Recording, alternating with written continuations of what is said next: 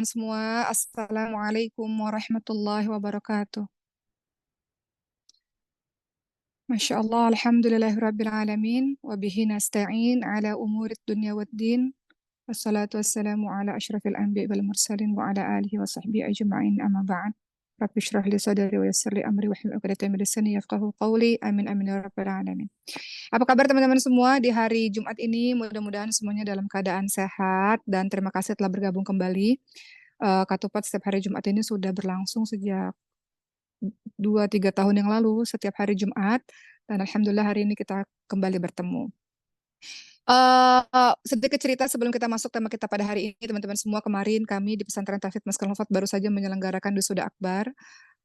Total yang diwisuda dengan cabang-cabang lain ada 250 anak. Jadi kita sampaikan terima kasih. Mungkin di sini ada yang jadi orang tua asuh atau jadi donatur, terima kasih.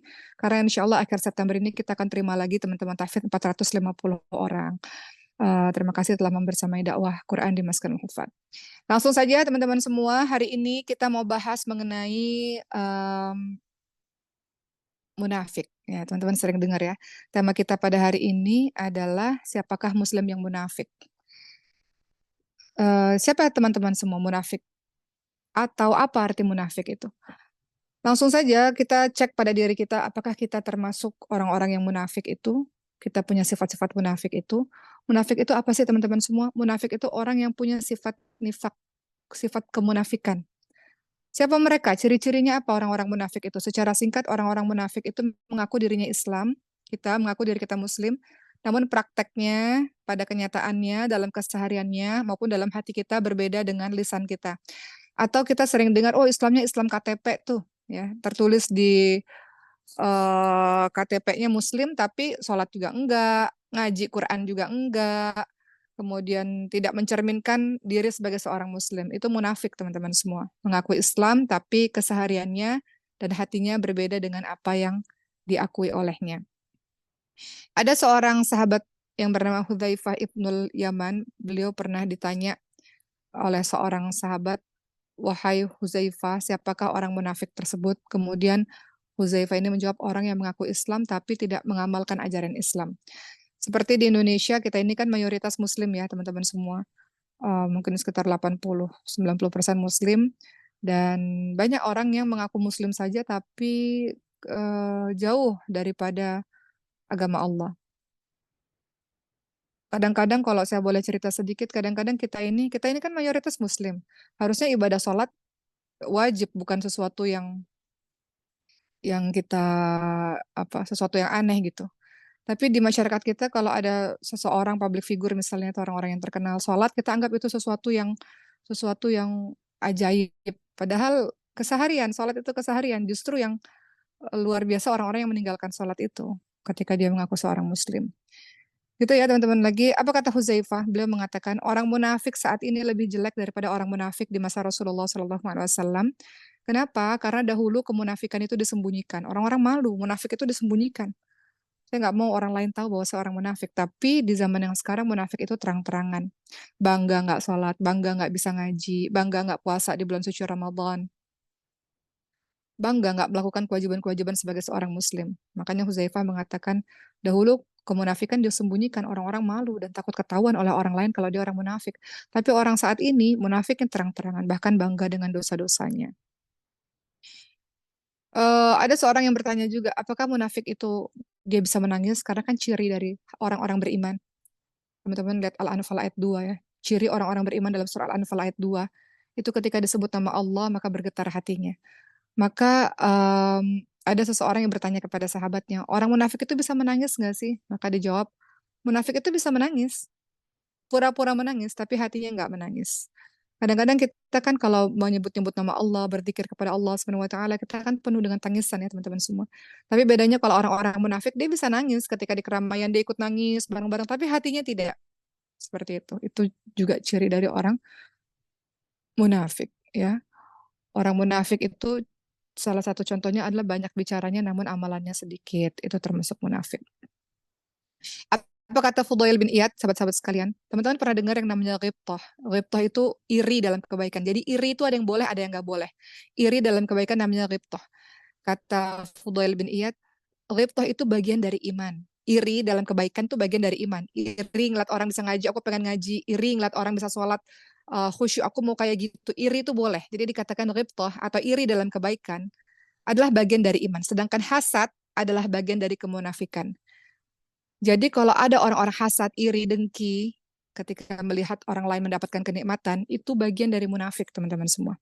Dikatakan, kata Fudail bin Iyad, hasad adalah bagian dari kemunafikan. Iri, dengki, nggak suka ngeliat orang lain dapat nikmat, itu kemunafikan. Seorang mukmin punya sifat ghibthah. Seorang mukmin itu punya sifat yang iri dalam kebaikan. Dia sedekahnya banyak, ya Allah iri, aku pengen sedekah seperti dia. Dia baca Qur'annya bagus, ya Allah iri, pengen seperti dia. Jadi ghibthah itu adalah sifatnya orang-orang mukmin. Sedangkan hasad, iri, dengki, berharap kenikmatan orang lain itu bisa lenyap, itu adalah sifat orang munafik. Orang munafik punya sifat hasad. Orang munafik tidak punya sifat ghibthah, nggak punya sifat iri dalam kebaikan. Mukmin, orang-orang beriman, kalau kita menasihati orang lain dalam kesendirian, dalam diam-diam.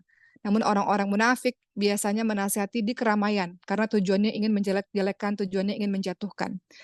Termasuk kalau kita Indonesia ini mayoritas menggunakan sosial media, kita nasihatin orang misalnya di sosial media terang-terangan, maka itu pelaku dosa, teman-teman sekalian. Ya, bukan menasehati, bukan ingin memperbaiki, tapi menjatuhkan orang lain. Sifat orang munafik. Jadi di sini teman-teman sudah bisa lihat bahwa munafik itu orang-orang yang memiliki karakter-karakter seperti tadi. Apa yang dikatakan dirinya sebagai seorang muslim, namun kenyataannya tidak begitu, amalnya tidak begitu, hatinya juga tidak begitu. Nah, setelah kita tahu makna dari munafik, teman-teman sekalian, sekarang kita akan lihat munafik itu terbagi jadi dua. Munafik dalam kehidupan ini terbagi jadi dua, yaitu nifak dalam hati, orang munafik dari hatinya. Kemudian yang kedua, munafik dari perbuatannya. Kita lihat munafik yang pertama, munafik dari hatinya, dalam hatinya. Orang ini, teman-teman sekalian, nifak atau munafik dalam hatinya, ini berbahaya karena sebenarnya perbuatan seperti ini. Jadi dia di luar tampak seperti seorang muslim, mengikuti kegiatan-kegiatan muslim lainnya, tapi dalam hatinya dia ingkari. Yaitu nifak yang dalam hati ini sangat berbahaya. Kenapa? Karena sebenarnya nifak atau munafik dalam hati ini, orang yang munafik dalam hatinya akan mengeluarkan dia dari Islam. Dan orang seperti ini akan Allah letakkan di dasar neraka, di bawahnya orang kafir, di bawahnya orang yang tak beriman kepada Allah. Kenapa? Orang yang tak beriman kepada Allah, orang kafir, ini jelas dia tidak beriman kepada Allah. Tapi orang munafik lebih di bawahnya lagi. Karena dia berbahaya. Di luar dia tampak sama, tapi di dalamnya enggak. Nah, itu berbahaya. Kadang-kadang orang-orang seperti ini, kalau orang tak beriman jelas kelihatan, enggak beriman, bukan bagian gitu ya dari orang-orang muslim. Kita berbeda. Tapi orang munafik di keseharian sama. Nah, ini makanya bahaya nih. Di keseharian sama, tapi di dalamnya tidak. Artinya kadang-kadang bisa jadi musuh dalam selimut, duri dalam daging. Kita nggak bisa melakukan apa-apa karena keseharian teman kita. Dalam keseharian bersama-sama dengan kita.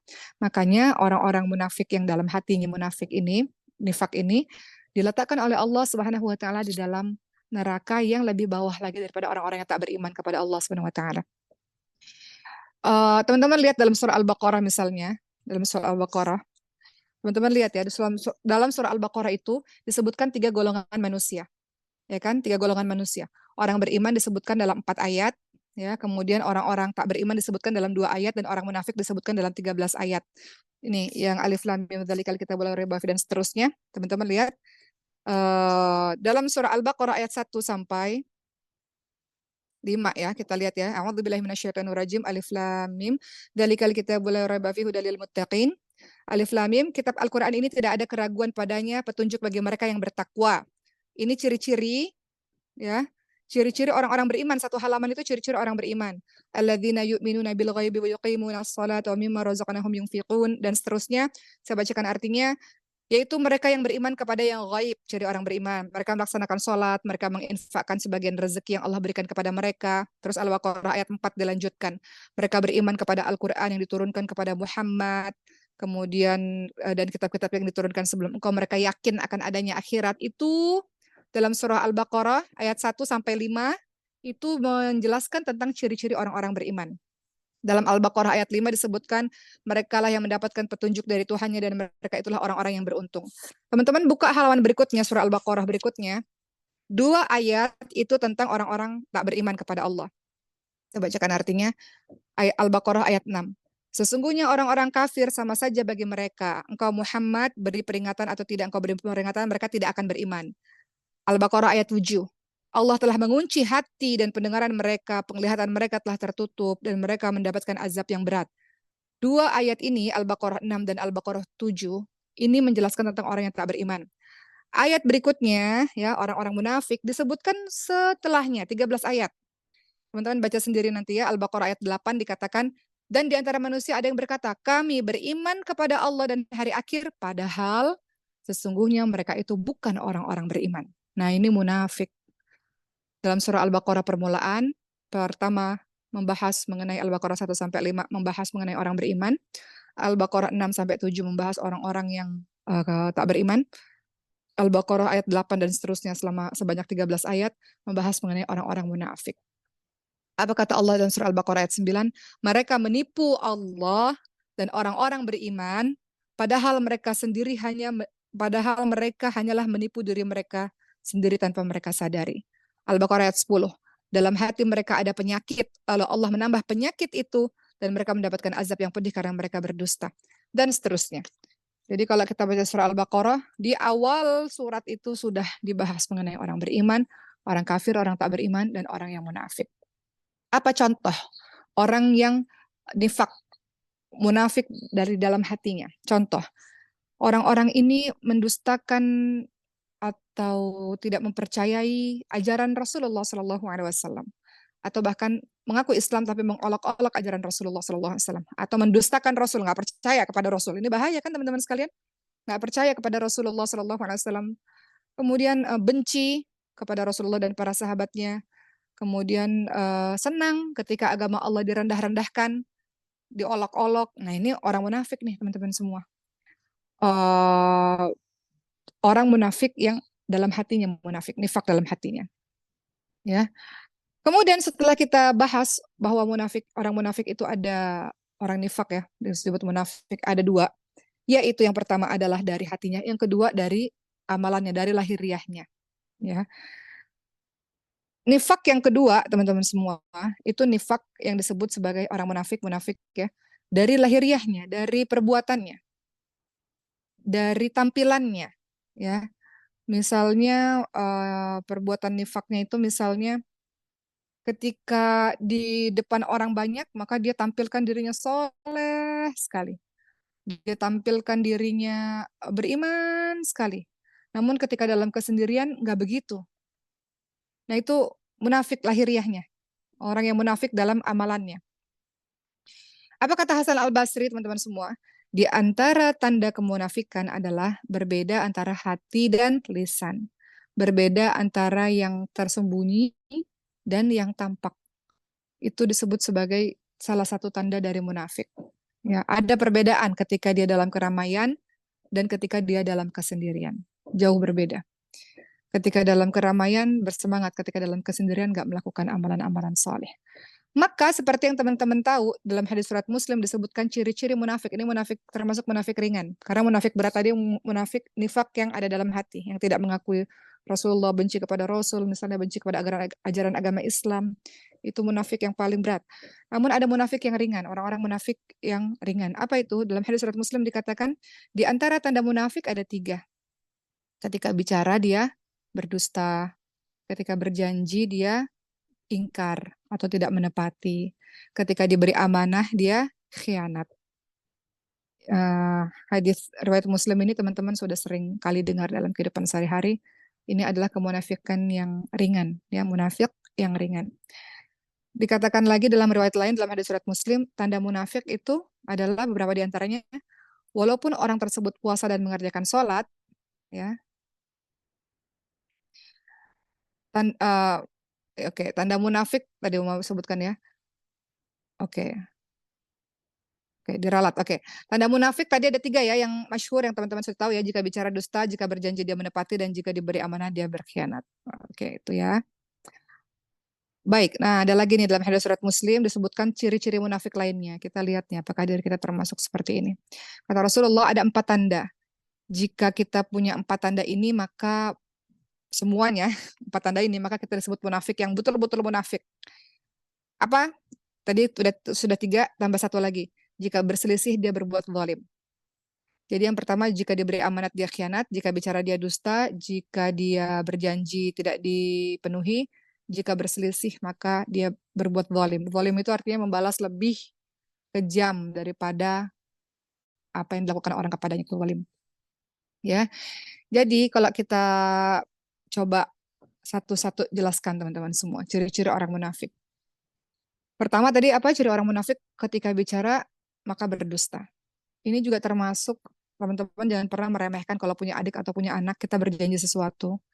Nanti kalau misalnya nilainya bagus dibeliin sepeda, nanti ibu pulang atau kakak pulang jam sekian. Kalau dusta maka termasuk berdusta, termasuk munafik, melakukan nifak ringan teman-teman semua. Ya, jadi tanda pertama tadi apa? Jika bicara dia berdusta. Mari kita lihat dalam hadis riwayat Bukhari Muslim, teman-teman semua, apa kata Rasulullah SAW? Hendaklah kalian berlaku jujur, karena sesungguhnya kejujuran itu akan mengantar kepada kebaikan. Dan sesungguhnya kebaikan akan mengantarkan kepada syurga.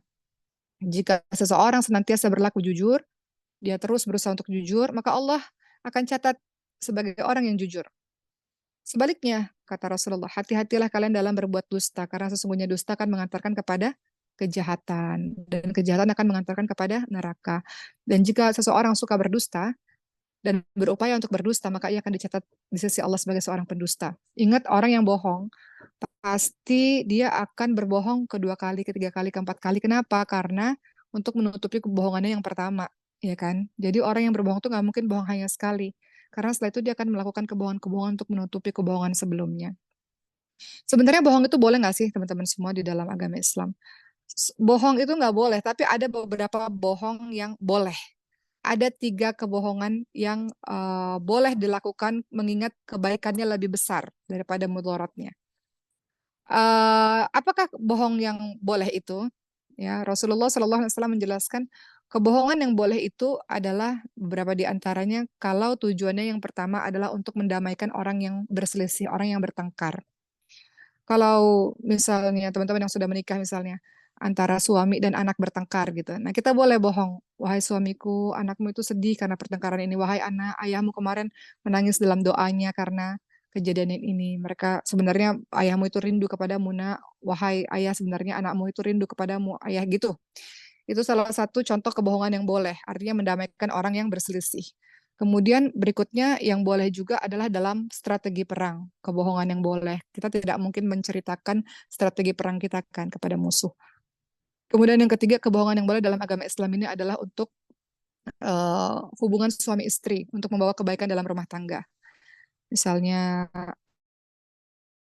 kalau teman-teman yang sudah menikah, oh, suamiku aku rindu misalnya, padahal nggak rindu gitu ya. Istriku kamu cantik, padahal makin lama makin nggak menarik di mata suaminya misalnya gitu. Nah itu kebohongan yang boleh untuk tujuan keharmonisan rumah tangga. Dalam hadis riwayat Bukhari Muslim dijelaskan 3 kebohongan yang boleh.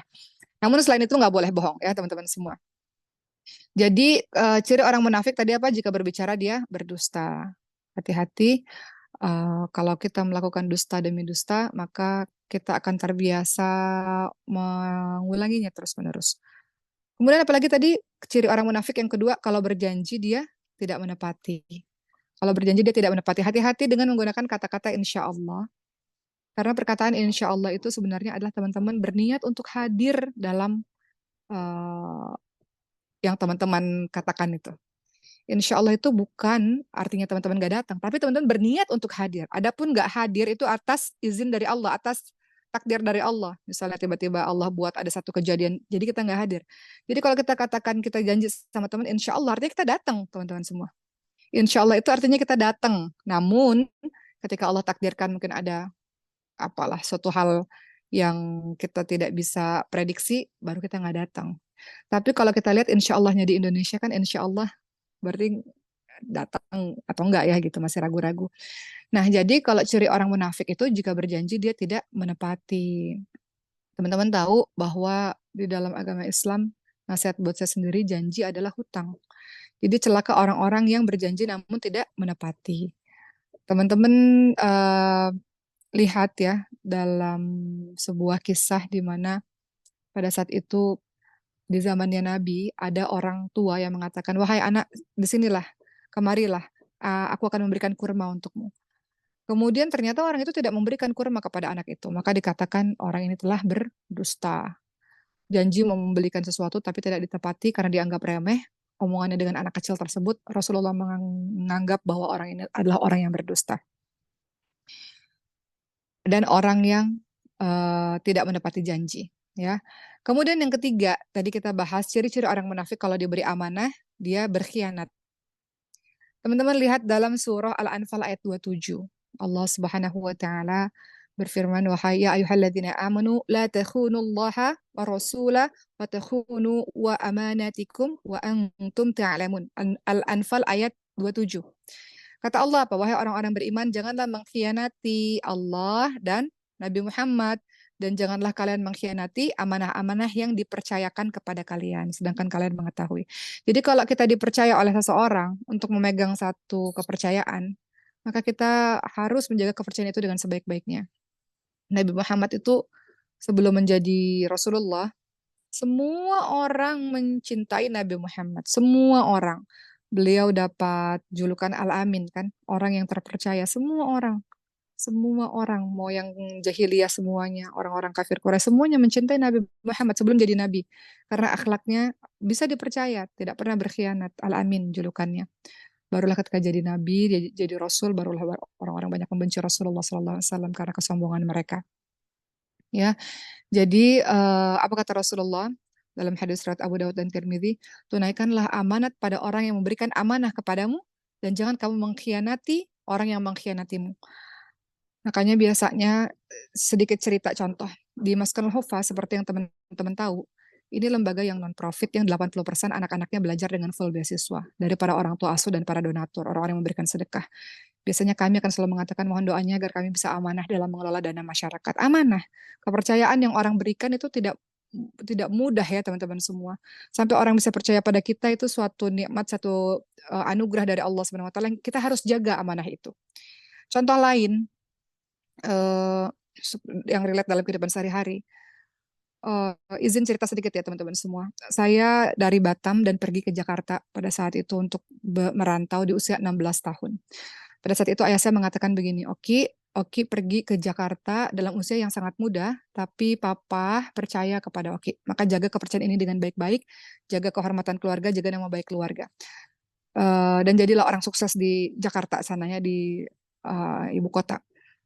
Kemudian saya menganggap ini amanah yang orang tua berikan kepada saya. Juga teman-teman semua, teman-teman ada yang kuliah, ada yang bekerja di luar kota, bagaimana orang tuanya percaya betul kepada teman-teman untuk menjaga diri dengan sebaik-baiknya, belajar dengan sungguh-sungguh dan jadi orang sukses di tempat itu gitu.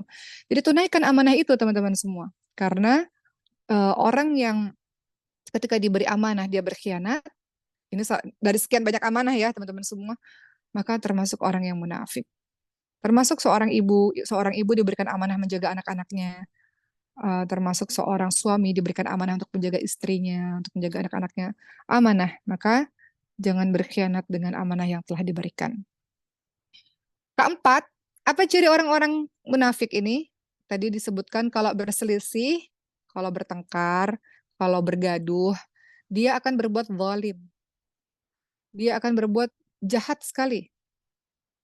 Dalam hadis riwayat Bukhari Muslim disebutkan sesungguhnya orang yang paling dibenci oleh Allah adalah penantang yang paling keras, ya.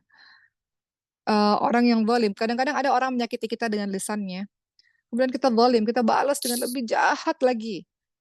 Nah, itu tanda orang munafik. Padahal dalam surah Al-Furqan 63 dikatakan wa ibadur rahmanul ladzin wa ibadur rahmanil ladzina yamshuna 'alal ardi hauna wa idza khatabahumul jahiluna qalu salamah. Kalau nggak salah ayatnya ya. Dalam surah Al-Furqan ayat ke 63 disebutkan ciri orang yang beriman, ciri hamba Allah yang saleh adalah ketika dia berjalan di muka bumi ini dengan ketika salah satunya ya, ketika ada orang jahil yang menyapa mereka, maka dia mengucapkan kalimat yang penuh dengan keselamatan. Qalu salama. Wa ibadur rahmanil ladzina yamshuna 'alal ardi hauna wa idza khatabahumul jahiluna qalu salama. Itu ayatnya. Al Furqan ayat ke-63. Jadi ciri hamba Allah yang salih, ibadur rahman, hamba Allah yang maha pengasih, maha penyayang. Ketika ada orang jahil yang iseng ngata-ngatain kita, dia nggak ikut-ikutan. Qalu salama, dia ucapkan kalimat-kalimat yang penuh dengan kebaikan-kebaikan, penuh dengan keselamatan. Tapi kalau ciri orang-orang munafik, disebutkan dalam hadis Rasul tadi, kalau berselisih dia berbuat zalim. Zalim itu lebih jahat lagi, balasannya lebih jahat. Kemudian yang kelima, ciri orang-orang munafik adalah hampir sama seperti tadi ya, jika membuat perjanjian tidak dipenuhi. Jika melakukan perjanjian tidak dipenuhi. Teman-teman lihat dalam surah An-Nahl, Uma lupa ayatnya berapa ya, coba kita lihat An-Nahl. Kalimatnya adalah a'udzubillahi minasyaitonirrajim wa aufu bi'ahdillahi idza 'ahadtum wa la tanqudul aymana ba'da tawkidiha wa qad ja'altumullaha 'alaikum kafila. Apa kata surah An-Nahl? Mungkin ayat 91, Uma lupa, tapi teman-teman terlihat lagi aja. Tapi bunyinya adalah, dan tepatilah perjanjian dengan Allah apabila kamu berjanji, dan janganlah kamu membatalkan sumpah-sumpahmu itu sesudah meneguhkannya, sedang kamu telah menjadikan Allah sebagai saksimu terhadap sumpah-sumpahmu itu. Jadi kalau berbuat perjanjian, melakukan perjanjian, maka dipenuhi. Kata Rasulullah apa? Dalam hadis riwayat Bukhari Muslim. Bagi setiap pengkhianat, memiliki bendera pada hari kiamat kelak. Lalu dikatakan kepadanya, inilah pengkhianat, inilah pengkhianat. Jadi setiap orang-orang yang berkhianat di hari akhir, dikasih bendera pada dirinya. Jadi orang-orang tahu dia seorang pengkhianat.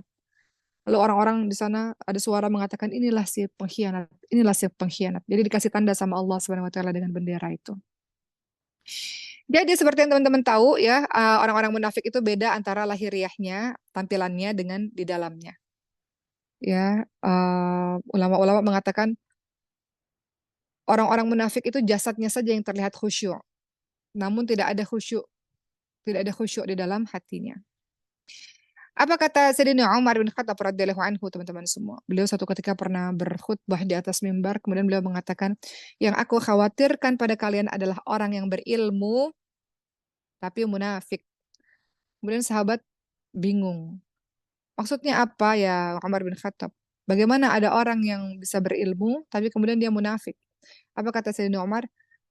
Orang berilmu ini berbicara perkataan-perkataan hikmah, namun sayangnya dia melakukan kemungkaran. Nah, itu disebut sebagai orang yang munafik. Menyatakan dirinya beriman, mengajak orang lain pada kebaikan, tapi dirinya tidak ada amalan-amalan. Itu orang munafik.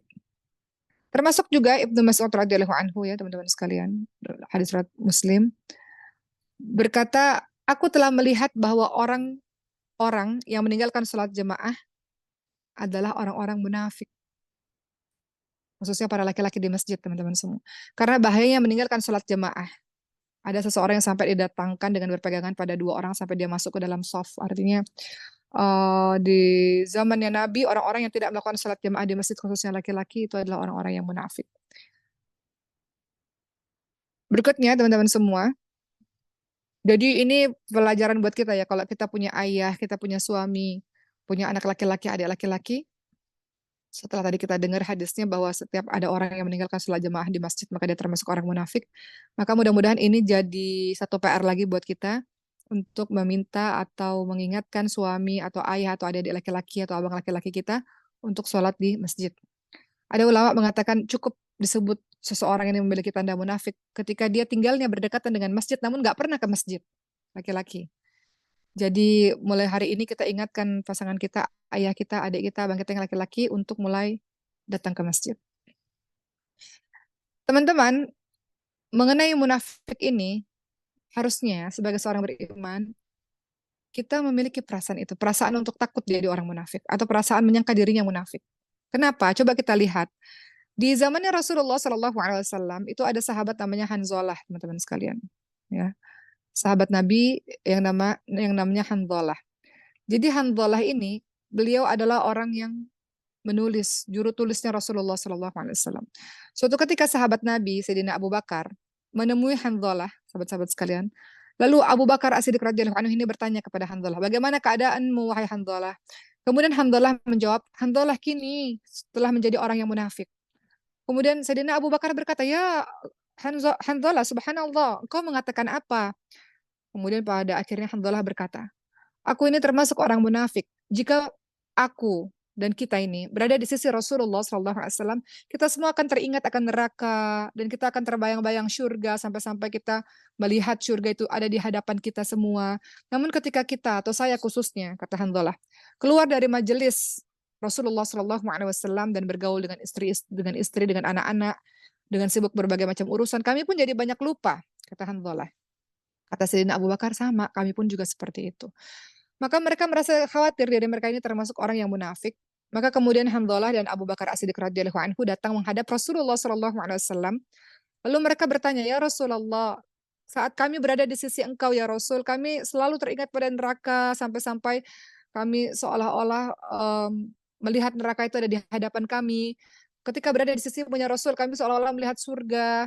Namun ketika kami meninggalkan diri-Mu ya Rasulullah, kami sibuk dengan berbagai macam hal. Kami banyak lupa, nggak ingat lagi tentang surga, nggak ingat lagi tentang neraka. Maka kami takut bahwa kami termasuk orang yang munafik," kata mereka. Maka apa kata Rasulullah Shallallahu Alaihi Wasallam, sahabat sekalian? Demi Rab yang jiwaku berada di tangannya, seandainya kalian mau continue terus-terusan dalam beramal, sebagaimana ketika kalian berada di sisiku, kalian terus mengingat-ingat nasihat itu, maka niscaya para malaikat akan menjabat tangan kalian di tempat tidur kalian, di jalan-jalan kalian. Kemudian pada akhirnya, jadi Rasul minta coba ingat-ingat terus perasaan ketika di majelis seperti apa. Kalau kalian bisa mengingat-ingat keadaan itu, bisa mengingat perasaan kalian saat berada di majelis itu dan mengaplikasikannya dalam kehidupan sehari-hari, maka malaikat akan menjabat tangan kalian di setiap tempat, kata Rasulullah. Kemudian Hanzalah mengatakan apa ya, beliau berusaha untuk mencoba hal tersebut. Apa yang kita bisa pelajari dari hadis riwayat Muslim ini, teman-teman semua? Dari hadis ini, percakapan antara Hanzalah, Sayyidina Abu Bakar dengan Rasulullah. Orang sesoleh mereka saja masih merasa dirinya munafik. Orang soleh seperti mereka saja masih khawatir, jangan-jangan aku munafik nih. Ketika di pengajian soleh, ketika di luar pengajian mulai lagi, istilahnya begitu. Pembicaraan kita di zaman yang sekarang. Jangan-jangan aku munafik nih. Hari ini ya Allah aku baca Quran, aku hafal Quran. Besok ya Allah aku buat dosa lagi. Jangan-jangan aku orang munafik. Jangan aku orang munafik ya Allah. Ketika berada dalam pengajian, dalam majelis, dalam halakoh, aku bersemangat untuk jadi orang soleh. Tapi setelah itu seminggu kemudian males lagi. Jangan-jangan aku munafik ya Allah. Jadi perasaan seperti itu perasaan yang bagus teman-teman semua. Seperti perasaannya Hanzalah tadi dan juga Sayyidina Abu Bakar. Orang-orang soleh khawatir bahwa diri mereka adalah termasuk orang-orang munafik. Ya, uh, dari salah seorang sahabat Nabi, ya, dijelaskan dalam hadis riwayat Bukhari, dikatakan, aku telah mendapati 30 orang sahabat Nabi semuanya khawatir bahwa dirinya ditimpa kemunafikan. Atau ada perkataan dari Imam Ahmad, ketika Imam Ahmad ditanya, apa yang kau katakan pada orang agar tidak khawatir terhadap dirinya kemunafikan? Wahai Imam Ahmad, apa yang akan kau katakan pada orang yang gak pernah khawatir pada dirinya terdapat kemunafikan? Kemudian apa kata Imam Ahmad? Apakah ada di antara kalian yang merasa aman dari sifat munafik? Artinya orang-orang beriman, orang-orang salih, orang-orang yang dekat kepada Allah Subhanahu wa taala harus ada perasaan itu. Ya, harus ada perasaan, duh jangan-jangan aku kurang amalnya, jangan-jangan aku termasuk orang munafik karena melakukan ini. Ada rasa perasaan takut yang membuat kita bersemangat untuk memperbaiki ibadah kita. Apa kata Hasan Al-Basri, teman-teman sekalian? Orang yang nampak pada dirinya sifat kemunafikan dari sisi amal, ya, maka dia disebut munafik. Ada satu perkataan yang berkata, siapa yang berdusta, dia munafik. Jadi kalau kita mau tahu orang-orang munafik seperti apa, karena kalau hati kita susah untuk tahu, tapi kalau dari amal perbuatan kita bisa melihat seperti itu. Dan kita ngecek diri kita sendiri, apakah saya termasuk orang yang suka berkhianat, apakah saya termasuk orang yang berdusta, apakah kalau berselisih saya zalim. Kalau iya, berarti kita termasuk golongan orang-orang munafik. Apakah kalau dalam keramaian saya bersemangat, kalau dalam kesendirian saya nggak melakukannya. Kalau iya, kita termasuk orang-orang munafik. Maka orang-orang beriman di dirinya harus ada perasaan takut dengan kemunafikan. Katakan oleh Hasan Al-Basri apa? Orang yang khawatir terjatuh pada kemunafikan, itulah orang-orang beriman. Yang selalu merasa aman, oh saya bukan orang munafik. Selalu merasa aman, itulah sejatinya orang yang munafik. Jadi timbulkan perasaan di sini, jangan-jangan saya termasuk nih. Saya khawatir saya terjatuh pada kemunafikan. Itu orang yang beriman sesungguhnya. Teman-teman lihat dalam surah An-Nur ayat 47. Apa kata Allah Subhanahu wa taala? A'udzubillahi minasyaitonirrajim wa yaquluna amanna billahi wa birrasuli wa ata'na tsumma yatawalla fariqum minhum min ba'di dzalik. Dalam surah An-Nur ayat 47 dikatakan, dan mereka berkata, kami telah beriman kepada Allah dan Rasul-Nya dan kami mentaati keduanya. Kemudian sebagian dari mereka berpaling sesudah itu. Ini orang-orang munafik nih. Kemudian sebagian mereka berpaling sesudah itu. Sekali-kali mereka itu bukanlah orang beriman. Jadi teman-teman semua, di sini kita bisa lihat bahwa orang-orang munafik ini orang-orang yang mengatakan, oh saya beriman kepada Allah dan Rasul-Nya. Kemudian mereka mengatakan, oh saya akan taat kepada Allah dan Rasul-Nya. Tapi setelah itu mereka berpaling. Nah itu orang-orang munafik yang dijelaskan dalam surah An-Nur ayat ke-47.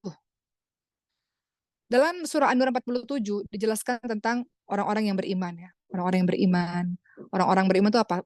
Orang-orang yang menerima, orang-orang yang tunduk, beriman kepada Allah dan Rasul-Nya, beriman kepada ajaran Allah dan Rasul-Nya, dan tunduk melakukan. Beriman itu bukan hanya sekedar membenarkan, oh ya saya beriman kepada Allah dan Rasul-Nya. Bukan, karena kalau cuma di lisan, beriman itu sama seperti Abu Talib. Abu Talib itu kalau hanya sekedar lisan, Abu Talib itu membenarkan Nabi Muhammad SAW, tapi kan tidak dengan amalan. Begitu pula kita teman-teman sekalian. Jadi kalau kita mau mengatakan diri kita orang beriman, di lisan kita beriman, di hati kita beriman, dalam perbuatan kita beriman. Iman yang sempurna. Teman-teman lihat dalam surah An-Nisa 59. Ya ayyuhalladzina amanu ati'ullaha wa ati'ur rasul wa ulil amri minkum. Wahai orang-orang beriman, taati Allah, taati Rasul. Taati ulil amri di antara kamu. Ya, jadi maksudnya taat secara keseluruhan. Kalau engkau mau menjadi orang beriman, taatnya nggak hanya di lisan, di hati, tapi dalam perbuatan. Begitu teman-teman semua ya, ayat tadi mengatakan yatawalla fariqum minhum min ba'di dzalik. Kemudian sebagian dari mereka berpaling. Sebagian dari mereka menjauh daripada Allah dan Rasul-Nya. Dikatakan apa? Wa ma ulaika bil mu'minin. Mereka itu bukan orang-orang yang beriman. Mereka bukan orang-orang yang sungguh-sungguh beriman. Mereka berpaling daripada Allah Subhanahu wa taala. Ya, bisa jadi betul-betul berpaling, bisa jadi kurang imannya mereka. Jadi di sini teman-teman semua, ini ciri-ciri orang-orang munafik dalam ayat ini. Termasuk juga ciri-ciri orang munafik, tadi sempat kita bahas sedikit ya. Ketika dia malas untuk sholat. Dalam surah An-Nisa 142, teman-teman lihat. Dan apabila, ini ciri orang munafik nih. Dan apabila mereka berdiri untuk sholat, mereka berdiri dengan malas. Mereka bermaksud riya dalam sholatnya di hadapan manusia. Dan tidaklah mereka menyebut Allah kecuali sedikit sekali. An-Nisa ayat 142. Wa idza qamu ila sholati qamu kasala yura'una an-nasa wa la yadhkuruna Allah illa qalila. An-Nisa 142. Apabila mereka berdiri untuk sholat, mereka berdiri dengan malas. Kalau depan orang lain mereka bermaksud riya, menampak-nampakkan. Dan mereka zikir, mengingat Allah sedikit sekali. Jadi dari surah An-Nisa 142 kita punya tambahan lagi nih ciri-ciri orang-orang munafik, yaitu sholatnya malas, ketika sholat merasa berat, yang pertama. Kemudian yang kedua, kalau sholat riya, ingin dilihat, ingin dipuji-puji. Kemudian yang ketiga, ciri-ciri riya, ciri-ciri munafik, hanya mengingat Allahnya hanya sedikit. Surah An-Nisa 142. Jadi teman-teman semua, ya, teman-teman lihat juga dalam surah At-Taubah 54. Wala ya'tuna sholata illa wahum kusala. Dan mereka tidak mengerjakan salat melainkan dalam keadaan yang malas. Sifat malas inilah sifat orang-orang munafik. Dalam surah At-Taubah 54, mereka tidak mengerjakan salat melainkan dalam keadaan yang malas. Mereka dalam keadaan yang salatnya tidak ikhlas. Mereka salatnya dalam keadaan berpura-pura saja di hadapan manusia. Makanya hati-hati teman-teman sekalian. Dalam hadis surat Bukhari Muslim disebutkan, sesungguhnya sholat yang paling berat bagi orang munafik adalah sholat isya dan sholat subuh. Sholat yang paling berat untuk orang munafik adalah sholat isya dan subuh. Oke, sebentar. Masih kedengaran ya Uma ya? Oke. Apa? Disebutkan dalam hadis tersebut, seandainya mereka tahu keutamaan yang ada dalam kedua sholat tersebut, tentu mereka akan mendatangi waktu sholat itu, bahkan sambil merangkak. Sungguh aku bertekad untuk menyuruh orang melakukan sholat. Lalu sholat ditegakkan dan aku suruh ada yang mengimami orang-orang kala itu, kata Rasulullah. Aku sendiri akan pergi bersama beberapa orang untuk membawa seikat kayu untuk membakar rumah orang yang tidak menghadiri sholat jemaah. Apa maksudnya di sini teman-teman semua? Ya, sholat Isya sama sholat subuh ini cukup berat untuk orang-orang yang munafik. Kenapa? Ada yang tahu nggak kenapa? Karena biasanya eh, malam itu udah lelah, ya. Pagi itu orang pada tidur, ya kan ngantuk. Jadi orang-orang munafik berat untuk melakukan sholat subuh dan sholat Isya, apalagi ke masjid untuk para laki-laki berat. Nah ini adalah mereka yang malas untuk melakukan sholat Isya dan subuh di masjid itu memiliki em, ciri dari orang munafik. Baik, kita lanjutkan teman-teman semua. Eh, dalam hadis yang lain, ya hadis dhaif, hadis yang lemah, tapi disampaikan pada hari ini untuk jadi pembelajaran, dikatakan siapa yang memperbagus sholat ketika dilihat oleh orang, namun sholatnya rusak ketika tidak ada orang yang memperhatikan, maka itu termasuk menghinakan, yaitu dia merendahkan Allah dengan sholatnya. Dikatakan begitu teman-teman semua, ya. uh, Hadis dhaif tapi maknanya kita bisa ambil maknanya betul gitu. Jadi kita lihat di sini teman-teman semua, hadis dhaifnya berbunyi, saya ralat ya, hadis dhaifnya berbunyi, seandainya bukan karena ada wanita dan anak-anak, aku tentu akan menyuruh sholat Isya ditegakkan dan aku sendiri bersama dengan pemuda akan membakar rumah yang tidak datang ke masjid dengan api. Hadis dhaif tapi maknanya itu tadi, bahwa betapa dipentingkannya sholat Isya dan sholat subuh untuk laki-laki khususnya di dalam masjid. Seperti itu. Dan tadi kita juga lihat sama-sama teman-teman semua bahwa ciri orang munafik itu sedikit sekali mengingat Allah. Mereka tidak khusyuk, mereka tidak tahu apa yang diucapkan dalam salat mereka lalai dalam salat mereka. Itu adalah orang yang munafik. Ya, sedikit mengingat Allah Subhanahu wa taala. Baik, berikutnya teman-teman semua, orang munafik juga tadi disampaikan mereka tidak pernah salat jemaah di masjid, ya. Dalam hadis riwayat Muslim, Ibnu Mas'ud radhiyallahu anhu berkata, "Aku telah melihat bahwa orang yang meninggalkan sholat jemaah adalah orang yang munafik." Tadi kita sebutkan ya, munafik yang tulen. Karena bahayanya meninggalkan sholat jemaah luar biasa. Ada seseorang sampai didatangkan dengan berpegangan pada dua orang sampai dia masuk ke dalam shaf. Ya, tadi kita sudah bahas hadis ini, di mana munafik itu adalah orang yang tidak pernah sholat jemaah di masjid.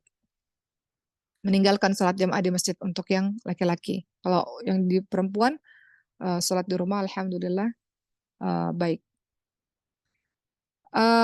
Baik, teman-teman semua, dikatakan juga oleh salah satu ulama, cukup disebut, tadi kita sudah bahas ya, orang yang memiliki tanda munafik, kalau ada masjid di dekat rumahnya, tapi dia nggak pernah datang ke masjid tersebut. Baik, lanjut kita akan bahas mengenai bagaimana kiat agar kita selamat dari sifat-sifat munafik. Setelah tadi kita tahu makna munafik, pembagian munafik antara hati dan juga amal, kemudian kita lihat ciri-ciri orang-orang munafik dalam amalan-amalannya seperti apa. Sekarang kita bahas tentang kiat selamat dari sifat munafik. Bagaimana kiat agar kita selamat? Yang pertama, kita minta kepada Allah dan latih diri ini untuk melakukan amalan-amalan secara ikhlas. Ikhlas itu adalah lillah karena Allah. Lawan ikhlas adalah riya. Nggak peduli ada orang, nggak ada orang. Nggak peduli. Yang saya pedulikan adalah mendapatkan ridha dari Allah Subhanahu wa taala, mendapatkan pahala dari Allah Subhanahu wa taala. Jadi yang pertama kalau nggak mau mendapatkan sifat nifak itu, jadi orang munafik adalah melatih diri untuk ikhlas. Kadang-kadang kita awal ikhlas teman-teman semua, tapi di pertengahan nggak ikhlas gitu. Jadi pertama harus ikhlas. Kedua, menjauhkan diri dari sifat munafik. Sifat munafik tadi apa?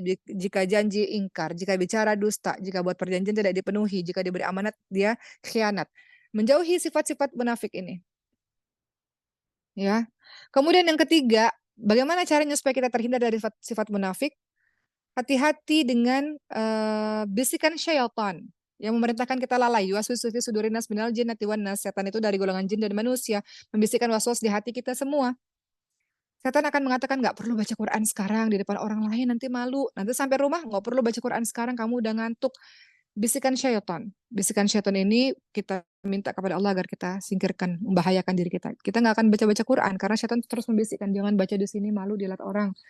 Nanti kalau di rumah jangan baca, kamu ngantuk, kamu tidur aja, besok pagi aja. Ketika besok pagi kamu kesiangan, jangan baca. Gitu. Jadi yang ketiga, kalau ingin jauh dari sifat nifak munafik, tadi orang-orang munafik, atau diri kita nggak mau jadi orang munafik, maka hati-hati dengan bisikan syaitan. Yang keempat, yang harus teman-teman lakukan adalah setiap perkataan kita jujur ya, tadi ya, menepati janji, menunaikan amanah, tidak berbuat dolim ketika kita berselisih. Memang kalau ada orang berbuat jahat kepada kita, teman-teman semua, nanti kita bahas di pertemuan berikutnya, itu kan ada 3 cara. Yang pertama adalah kita bahas setimpal, kamu pukul saya pukul kamu. Sama, boleh, boleh saja. Yang paling jahat zalim, kamu jahatin saya bisa lebih jahat daripada kamu zalim. Namun yang terbaik adalah memaafkan. Itu yang diajarkan oleh Rasulullah SAW kepada kita semua. Alhamdulillah, secara singkat kita sudah bahas pada hari ini tentang orang-orang yang munafik. Mudahan ada manfaatnya untuk teman-teman semua dan semakin bersemangat untuk mengajak laki-laki yang ada di rumah kita untuk sholat di masjid supaya tidak termasuk golongan orang-orang yang munafik, insya Allah. Dan kita tahu di zamannya Nabi sebagai penutup dari umat ada orang munafik yang sangat terkenal. Namanya adalah Abdullah bin Ubay bin Salul.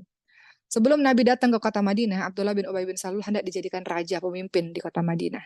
Tapi ketika Nabi hijrah dari Mekah ke Madinah, dari Mekah ke Yathrib, kemudian orang-orang jatuh cinta kepada Nabi Muhammad SAW, sehingga orang-orang melupakan Abdullah bin Ubay bin Salul. Dan Nabi dijadikan sebagai pemimpin di kota Madinah. Abdullah bin Ubay bin Salul merasa sakit hati dan benci kepada Nabi. Munafik. Di depan orang banyak dikatakan Abdullah ini orang beriman, orang yang saleh, orang yang bersama-sama ibadah bareng-bareng, tapi di belakang menghancurkan. Salah satu yang dibuat oleh Abdullah bin Ubay bin Salul adalah pada saat perang Uhud tahun 3 Hijriah, di mana beliau memprovokasi. Pada saat itu ada 1.000 pasukan Islam mau perang Uhud. Namun 300 orang terprovokasi oleh Abdullah bin Ubay bin Salul, jangan ikut perang, jangan ikut perang, kalian mau mati begitu saja. Kemudian akhirnya Abdullah bin Ubay bin Salul mampu untuk membawa pulang 300 pasukan, nggak jadi pergi perang bersama dengan Nabi. Abdullah bin Ubay bin Salul juga adalah orang yang memfitnah Siti Aisyah radhiyallahu anha berselingkuh dengan sahabat Nabi yang lainnya. Jadi ini disebut sebagai orang munafik ini mengerikan. Duri dalam daging, musuh dalam selimut. Dia menyerang. Sesuatu kita nggak sadari dia menyerang dan menghancurkan kita. Maka kita berlindung kepada Allah agar dijauhkan dari orang-orang munafik dan berlindung kepada Allah Subhanahu wa taala agar kita sendiri pun tidak jadi orang-orang munafik insyaallah. Baik, Jumat depan kita ketemu lagi. Semoga ada manfaatnya. Mohon maaf lahir batin. Assalamualaikum warahmatullahi wabarakatuh.